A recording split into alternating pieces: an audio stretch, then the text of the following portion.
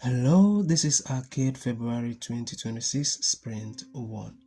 Alright, so let's quickly go into the quiz. So how many will you create in new learner? So okay, this is gonna be it.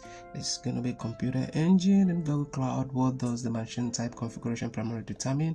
That is gonna be hardware resources. And we scroll down, which Qcloud command is used to display configuration properties of the okay, that is gonna be Qcloud. And the fourth one with Qwiklabs command is okay. So this is going to be the correct answer. We'll go ahead and submit this. In Google Cloud, how will you create a new persistent disk in a specific zone? So this is going to be Qwiklabs compute disk create. Alright, so for the sixth question, which Qwiklabs command is used to, it's going to be Qwiklabs compute assistance attach disk.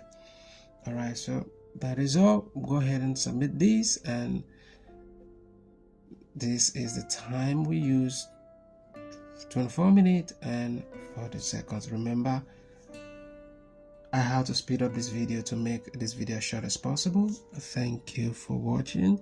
If you need further assistance with any Qwiklabs, reach out to me through the WhatsApp number attached to this video. Thank you for watching. I'll see you in my next video.